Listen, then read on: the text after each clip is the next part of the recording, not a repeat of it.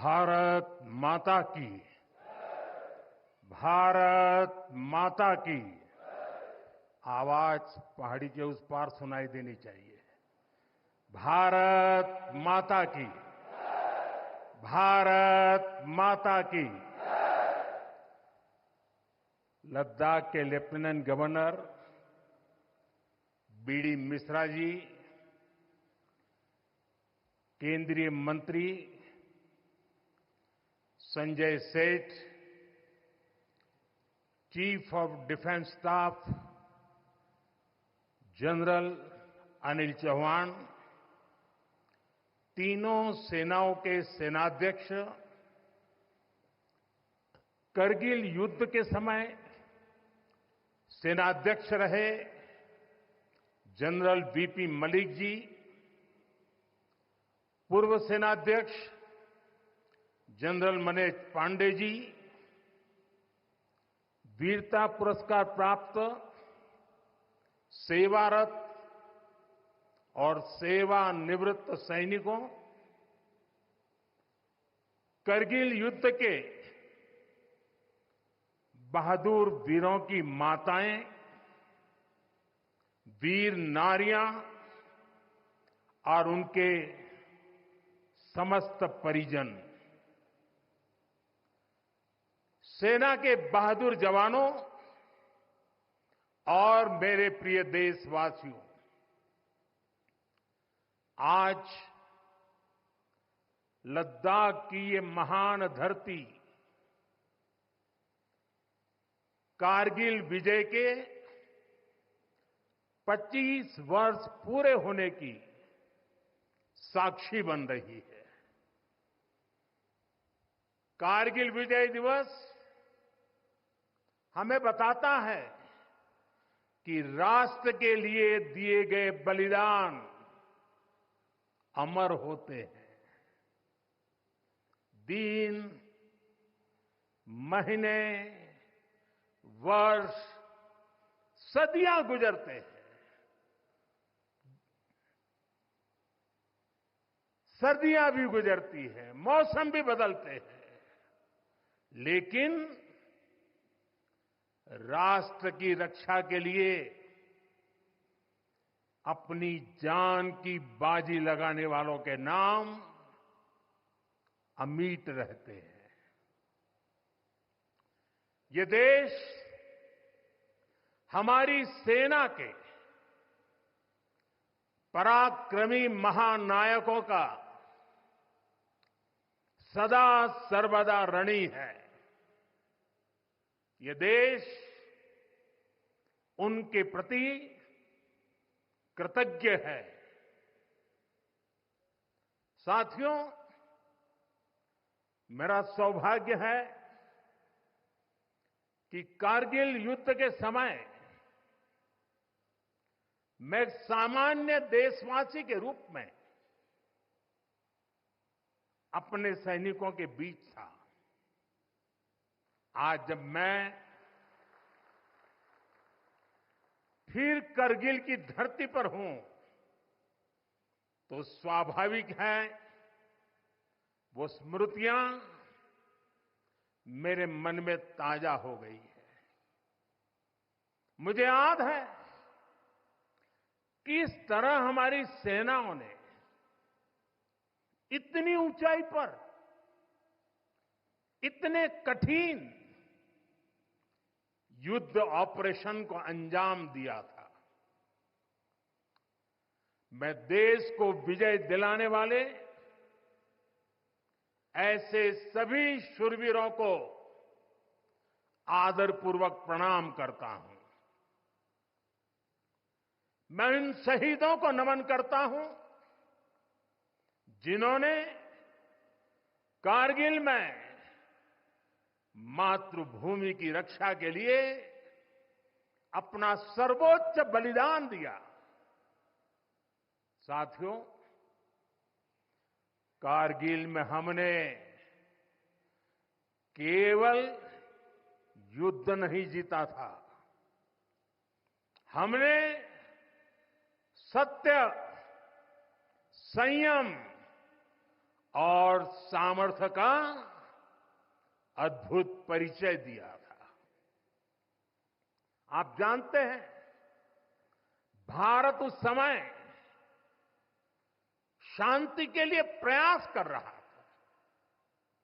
बदले में पाकिस्तान ने फिर एक बार अपना अविश्वासी चेहरा दिखाया। लेकिन सत्य के सामने असत्य और आतंक की हार हुई। साथियों, पाकिस्तान ने अतीत में जितने भी दुष्प्रयास किए, उसे मुंह की खानी पड़ी है। लेकिन पाकिस्तान ने अपने इतिहास से कुछ नहीं सीखा है। वो आतंकवाद के सहारे, प्रॉक्सी वॉर के सहारे अपने आप को प्रासंगिक बनाए रखने का प्रयास कर रहा है। लेकिन आज जब मैं उस जगह से बोल रहा हूं जहां आतंक के आकाओं को मेरी आवाज सीधे सुनाई पड़ रही है, मैं आतंकवाद के इन सरपरस्तों को कहना चाहता हूं कि उनके नापाक मंसूबे कभी कामयाब नहीं होंगे।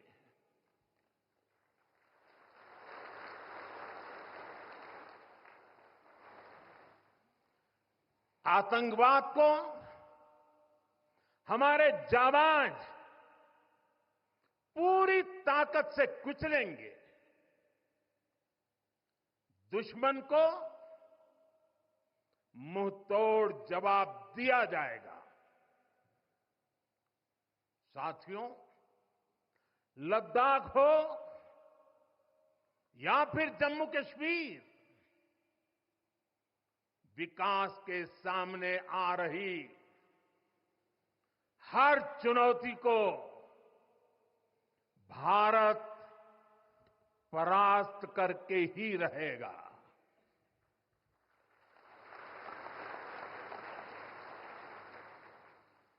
कुछ ही दिन बाद इस 5 अगस्त को आर्टिकल 370 का अंत हुए 5 वर्ष पूरे होने जा रहा है। जम्मू कश्मीर आज नए भविष्य की बात कर रहा है, बड़े सपनों की बात कर रहा है। जम्मू कश्मीर की पहचान G20 जैसी ग्लोबल समिट की अहम बैठक करने के लिए हो रही है। इंफ्रास्ट्रक्चर डेवलपमेंट के साथ साथ जम्मू कश्मीर, लेह, लद्दाख में टूरिज्म सेक्टर भी तेजी से ग्रो कर रहा है। दशकों बाद कश्मीर में सिनेमा घर खुला है। 3.5 दशक के बाद पहली बार श्रीनगर में ताजिया निकला है। धरती का हमारा स्वर्ग तेजी से शांति और सौहार्द की दिशा में आगे बढ़ रहा है। साथियों, आज लद्दाख में भी विकास की नई धारा बनी है। सिंकुल्ला टनल, इसके निर्माण का काम शुरू हुआ है। सिंगोला टनल के जरिए लद्दाख पूरे साल हर मौसम में देश से कनेक्टेड रहेगा। ये टनल लद्दाख के विकास और बेहतर भविष्य के लिए नई संभावनाओं का नया रास्ता खोलेगी। हम सभी को पता है कि कठोर मौसम की वजह से लद्दाख के लोगों को कितनी मुश्किलें आती हैं। सिंकुंतला टनल के बनने से ये मुश्किलें भी कम होगी। मैं लद्दाख के मेरे भाई बहनों को इस टनल का काम शुरू होने के लिए विशेष बधाई देता हूं। साथियों, लद्दाख के लोगों का हित हमेशा हमारी प्राथमिकता रहा है। मुझे याद है कोरोना के समय में करगिल क्षेत्र के हमारे कई लोग ईरान में फंस गए थे। उन्हें वापस लाने के लिए मैंने व्यक्तिगत स्तर पर काफी प्रयास किए। ईरान से लाकर उन्हें जैसलमेर में ठहराया गया था और जब स्वास्थ्य की दृष्टि से पूरी तरह संतोषजनक रिपोर्ट मिले, उसके बाद उन सबको उनके घर तक यहां पहुंचाया था। हमें संतोष है कि हम अनेकों जिंदगियों को बचा पाए। यहां के लोगों की सुविधाएं बढ़े, ईज ऑफ लिविंग बढ़े, इसके लिए भारत सरकार निरंतर प्रयास कर रही है। बीते 5 वर्षों में ही हमने लद्दाख के बजट को 1100 करोड़ से बढ़ाकर 6000 करोड़ रुपए कर दिया है। यानी करीब करीब 6 गुना की वृद्धि। ये पैसा आज लद्दाख के लोगों के विकास में, यहां सुविधाएं बढ़ाने में काम आ रहा है। आप देखिए, सड़क, बिजली, पानी, शिक्षा, पावर सप्लाई, रोजगार, लद्दाख में हर दिशा में दृश्य भी बदल रहा है, परिदृश्य भी बदल रहा है।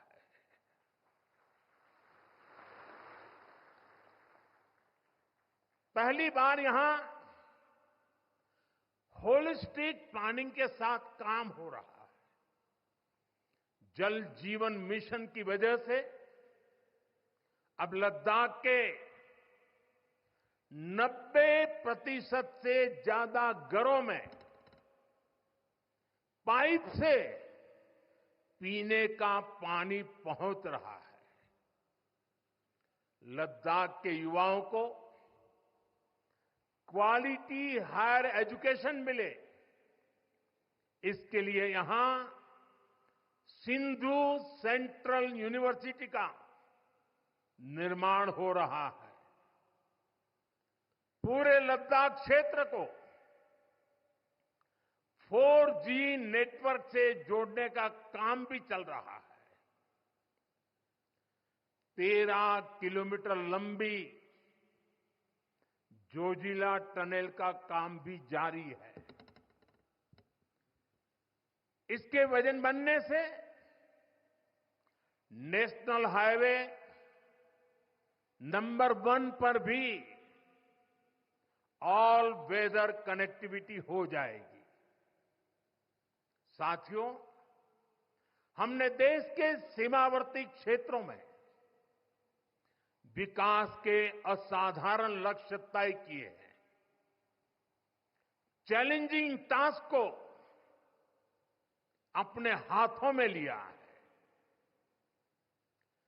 बॉर्डर रोड ऑर्गेनाइजेशन बीआरओ ने ऐसे लक्ष्यों को पूरा करने के लिए अभूतपूर्व गति से काम किया है।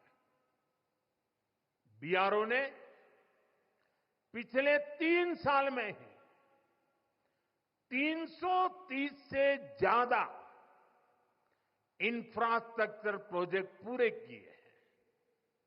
इसमें लद्दाख के विकास कार्यों से लेकर पूर्वोत्तर में सेला टनल जैसे प्रोजेक्ट भी शामिल है। मुश्किल टेरेन्स में विकास की ये गति नए भारत की क्षमता और दिशा दोनों दिखाते हैं। साथियों, आज की वैश्विक परिस्थितियां पहले से अलग है। इसलिए हमारी सेनाओं को हथियारों और उपकरणों के साथ साथ कार्यशैली और व्यवस्थाओं में भी आधुनिक होना चाहिए। इसलिए देश दशकों से डिफेंस सेक्टर में बड़े रिफॉर्म्स की जरूरत महसूस करता रहा था। सेना स्वयं वर्षों से इसकी मांग कर रही थी, लेकिन दुर्भाग्य से पहले इसे उतना महत्व नहीं दिया गया। बीते 10 वर्षों में हमने डिफेंस रिफॉर्म्स को रक्षा क्षेत्र की पहली प्राथमिकता बनाया है। इन रिफॉर्म्स के कारण आज हमारी सेनाएं ज्यादा सक्षम हुई हैं, आत्मनिर्भर हो रही है। आज डिफेंस प्रोक्योरमेंट में बड़ी हिस्सेदारी भारतीय डिफेंस इंडस्ट्री को दी जा रही है। डिफेंस में रिसर्च एंड डेवलपमेंट बजट का भी 25% प्राइवेट सेक्टर के लिए रिजर्व किया गया है। ऐसे ही प्रयासों का परिणाम है कि भारत का डिफेंस प्रोडक्शन अब 1.25 लाख करोड़ रुपए से ज्यादा हो चुका है। कभी भारत की गिनती हथियार मंगाने वाले देश के रूप में भी थी। अब भारत एक्सपोर्टर के तौर पर अपनी पहचान बना रहा है।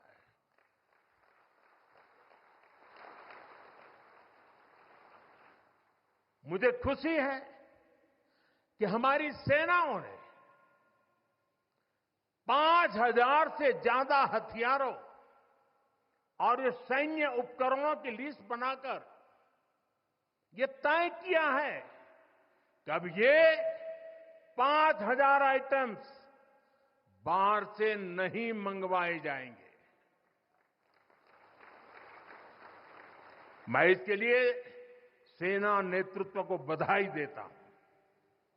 साथियों, डिफेंस सेक्टर में रिफॉर्म्स के लिए भी भारत की आर्म्ड फोर्सेस की सराहना करना चाहता हूं। हमारी सेनाओं ने बीते वर्षों में कई साहसिक निर्णय लिए हैं। सेना द्वारा किए गए जरूरी रिफॉर्म्स का एक उदाहरण अग्निपथ स्कीम भी है। दशकों तक संसद से लेकर अनेक कमेटी तक में सेनाओं को युवा बनाने पर चर्चाएं होती रही है। भारत के सैनिकों की औसत आयु, एवरेज एज, ग्लोबल एवरेज से ज्यादा होना, ये हम सबकी चिंता बढ़ाता रहा है। इसलिए ये विषय बरसों तक अनेक कमिटियों में भी उठा, लेकिन देश की सुरक्षा से जुड़ी इस चुनौती के समाधान की पहले इच्छा शक्ति नहीं दिखाई गई। शायद कुछ लोगों की मानसिकता ही ऐसी थी कि सेना मतलब नेताओं को सलाम करना, परेड करना। हमारे लिए सेना मतलब 140 करोड़ देशवासियों की आस्था। हमारे लिए सेना मतलब 140 करोड़ देशवासियों की शांति की गारंटी। हमारे लिए सेना मतलब देश की सीमाओं को सुरक्षा की गारंटी। अग्निपथ योजना के जरिए देश ने इस महत्वपूर्ण सपने को एड्रेस किया है। अग्निपथ का लक्ष्य सेनाओं को युवा बनाना है। अग्निपथ का लक्ष्य सेनाओं को युद्ध के लिए निरंतर योग्य बनाए रखना है। दुर्भाग्य से राष्ट्रीय सुरक्षा से जुड़े इतने संवेदनशील विषय को कुछ लोगों ने राजनीति का विषय बना दिया है। कुछ लोग सेना के इस रिफॉर्म पर भी अपने व्यक्तिगत स्वार्थ में झूठ की राजनीति कर रहे हैं। ये वही लोग हैं जिन्होंने सेनाओं में हजारों करोड़ के घोटाले करके हमारी सेनाओं को कमजोर किया। ये वही लोग हैं जो चाहते थे कि एयरफोर्स को कभी आधुनिक फाइटर जेट न मिल पाए। ये वही लोग हैं जिन्होंने तेजस फाइटर प्लेन को भी डिब्बे में बंद करने की तैयारी कर ली थी। साथियों, सच्चाई ये है कि अग्निपथ योजना से देश की ताकत बढ़ेगी और देश का सामर्थ्यवान युवा भी मातृभूमि की सेवा के लिए आगे आएगा। प्राइवेट सेक्टर और पैरामिलिट्री फोर्सेस में भी अग्निवीरों को प्राथमिकता देने की घोषणाएं की है। मैं तो हैरान हूं, कुछ लोगों की समझ को क्या हुआ है, उनकी सोच को क्या हो चुका है। ऐसा भ्रम फैला रहे हैं कि सरकार पेंशन के पैसे बचाने के लिए ये योजना लेकर आई है। मैं जरा ऐसे लोगों की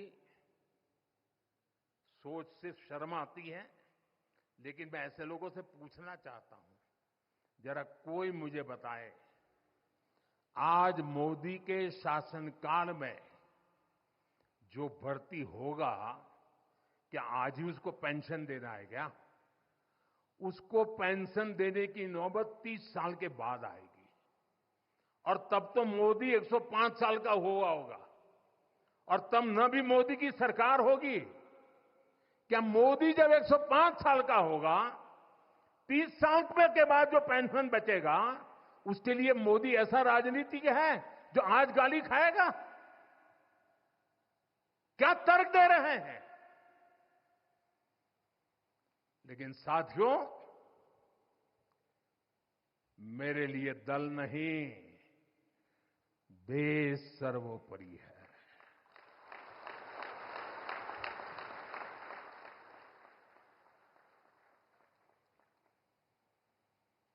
और साथियों, मैं आज गर्व से कहना चाहता हूं, सेनाओं द्वारा लिए गए इस फैसले का हमने सम्मान किया है।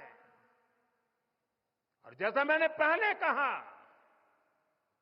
हम राजनीति के लिए नहीं, राष्ट्र नीति के लिए काम करते हैं। हमारे लिए राष्ट्र की सुरक्षा सर्वोपरि है। हमारे लिए 140 करोड़ की शांति ये सबसे पहले है। साथियों, जो लोग देश के युवाओं को गुमराह कर रहे हैं, उनका इतिहास साक्षी है कि उन्हें सैनिकों की कोई परवाह नहीं है। ये वही लोग हैं जिन्होंने एक मामूली रकम 500 करोड़ रुपए दिखाकर वन रैंक वन पेंशन पर झूठ बोला था। 500 करोड़। ये हमारी सरकार है जिसने वन रैंक वन पेंशन लागू किया। पूर्व सैनिकों को 1.25 लाख करोड़ रुपए से ज्यादा दिए गए। अब कहां 500 करोड़, कहां 1.25 लाख करोड़। इतना झूठ और देश के जवानों की आंख में धूल झोंकने का पाप। ये वही लोग हैं जिन्होंने आजादी के 7 दशक बाद भी सेना की मांग होने के बावजूद भी, देश के वीर सैनिकों के परिवारों की मांग होने के बाद भी हमारे शहीदों के लिए वॉर मेमोरियल नहीं बनाया। टालते गए, कमिटियां बनाते गए, नक्शे दिखाते गए। ये वही लोग हैं जिन्होंने सीमा पर तैनात हमारे जवानों को पर्याप्त बुलेट प्रूफ जैकेट्स भी नहीं दी थी। और साथियों, ये वही लोग हैं जो करगिल विजय दिवस को भी नजरअंदाज करते रहे। ये तो देश की कोटि कोटि जनता के आशीर्वाद है कि मुझे तीसरी बार सरकार बनाने का मौका मिला और इसलिए आज ये महत्वपूर्ण ऐतिहासिक घटना का हम पुण्य स्मरण कर पा रहे हैं। वरना अगर वही आ जाते तो इस युद्ध विजय की इस तारीख को याद नहीं करते। साथियों, कारगिल की विजय ये किसी सरकार की विजय नहीं थी। कारगिल की विजय ये किसी दल का विजय नहीं था। ये विजय देश की थी। ये विजय देश की विरासत है। ये देश के गर्व और स्वाभिमान का पर्व है। मैं एक बार फिर 140 करोड़ देशवासियों की तरफ से मेरे वीर जवानों को श्रद्धापूर्वक नमन करता हूं। सभी देशवासियों को पुनः एक बार कारगिल विजय के 25 वर्ष की शुभकामनाएं देता हूं। मेरे साथ बोलिए भारत माता की। ये भारत माता की जय मेरे उन वीर शहीदों के लिए है, मेरे वीर भारत मां के वीर सपूतों के लिए है। भारत माता की, भारत माता की, भारत माता की। बहुत बहुत धन्यवाद।